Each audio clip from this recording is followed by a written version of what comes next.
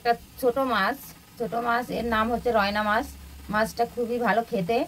তা এটা মনে হয় পুকুরে চাষ হয় না, ডাঙাই হয়েছে মাঠে বা বিলে, জানি না, সেটা আমি কিনে এনেছি।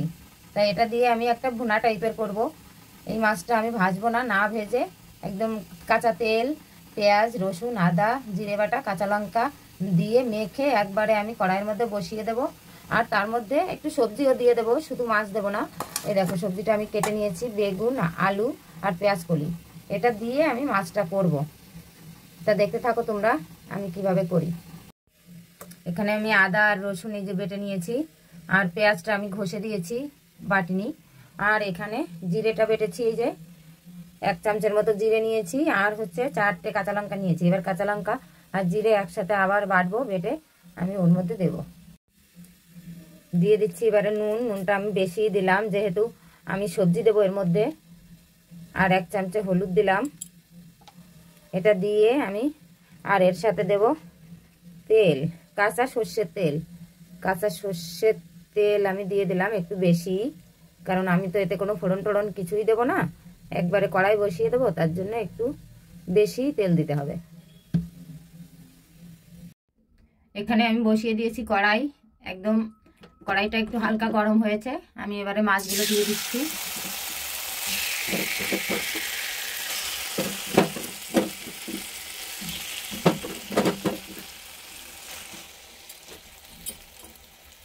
মধ্যে দিয়ে দিচ্ছি একটুখানি জল। এটা বাটিটায় মশলা লাগানো ছিল, সেই মশলাটা আমি এর মধ্যে দিয়ে দিলাম।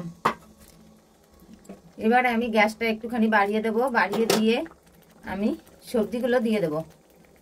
দেখো কাঁচা কাঁচা সবজিগুলো আমি এর উপর দিয়ে ভালো করে নেড়ে চেড়ে দিয়ে দেব।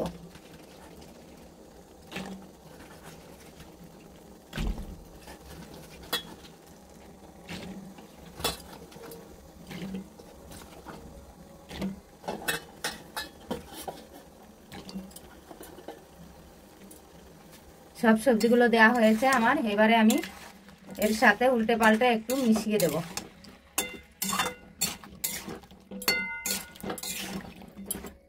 না মিশালে এটার ভিতর নুন, ঝাল, হলুদ কিছুই যাবে না, তার জন্য আমি মিশিয়ে দিলাম। মিশিয়ে দিয়ে এবারে আমি এটাকে একটু গ্যাসটা বাড়িয়ে দিয়ে আমি চাপা দিয়ে দিলাম।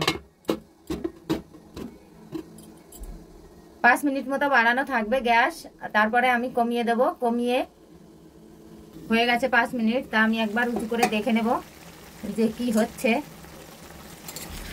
একবার নেড়ে দেখলাম, দেখে আমি এবারে গ্যাসটাকে কমিয়ে আবার চাপা দিয়ে দেব। এবারে আমি দেখব 15 মিনিট পর এসে যে কি হলো।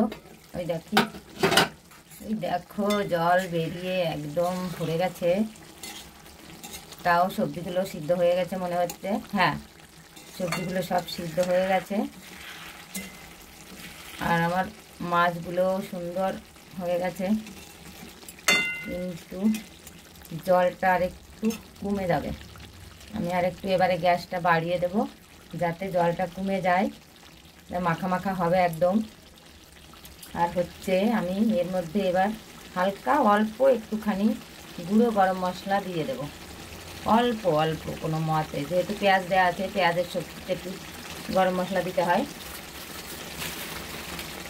ওই দেখো এইটুকু গুঁড়ো গরম মশলা আমি দিয়ে দিলাম।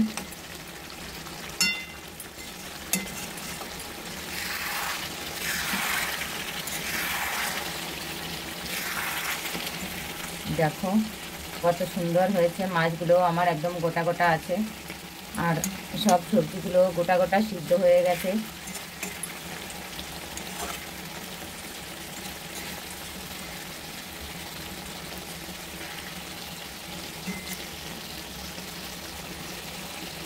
দেখতে খুবই ভালো লাগছে। তো বন্ধুরা, তোমাদের যদি ভালো লাগে একবার লাইক, কমেন্ট, শেয়ার করে দিও। Good bye, tata.